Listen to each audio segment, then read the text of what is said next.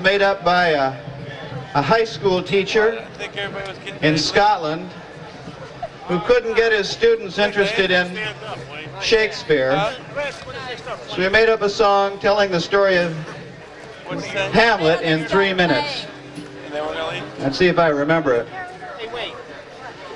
There was a king sitting in his garden all alone when his brother in his ear poured a little bit of henbane, stole his brother's crown and his money and his widow. But the dead king walked and got his son and said, now listen, kiddo, I've been killed and it's your duty to take revenge on Claudius. Kill him quick and clean and tell the nation what a fraud he is. The kid says, right, I'll do it, but I'll have to play it crafty so that no one will suspect me. I'll kid on that I'm a dafty soul for all except Horatio, and he counts him as a friend. Hamlet, that's the kid, he kids on, he's round the bend, and because he's not yet willing for obligatory killing, he tries to make his uncle think he's tuppence off the shilling, takes a rise out of Polonius, treats poor Ophelia vile, tells Rosencrantz and Guildenstern that Denmark's bloody vile. Then a troupe of traveling actors like 784 arrived to do a special one-night gig in Elsinore.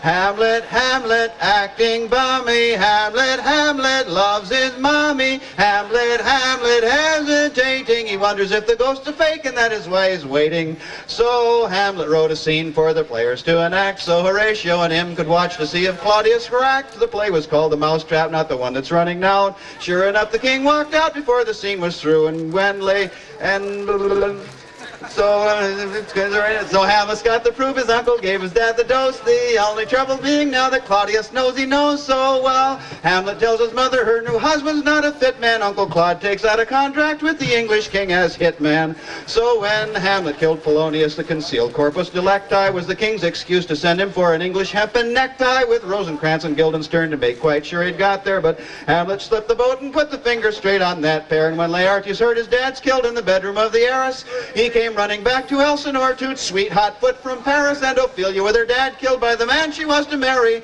After saying it with flowers, she committed Harry-Carry.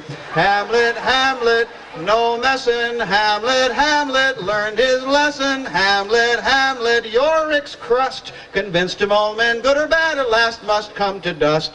Then Laertes lost his cool and was demanding retributions. The king says, keep your head and I'll supply you with solutions. So he arranged a sword fight for the interested parties, with a blunted sword for Hamlet and a sharp sword for Laertes. And to make double sure the old belt and braces line, he fixed up a poisoned sword tip and a poisoned cup of wine. The poisoned sword got Hamlet, but Laertes went and fluffed it because he got stabbed himself, and he confessed before he snuffed it. Then Hamlet's mummy drank the wine, and as her face turned blue, Hamlet said, I think this king's a baddie through and through. Well, incestuous, murderous, damned Dane, he said to be precise, then made up for hesitating once by killing Claudius twice, because he stabbed him with his knife and forced the wine between his lips, and then he said, the rest is silence, and he cashed in all his chips. They fired a volley over him that shook the topmost rafter, and then Fortinbras, knee-deep in Danes, lived happy ever after.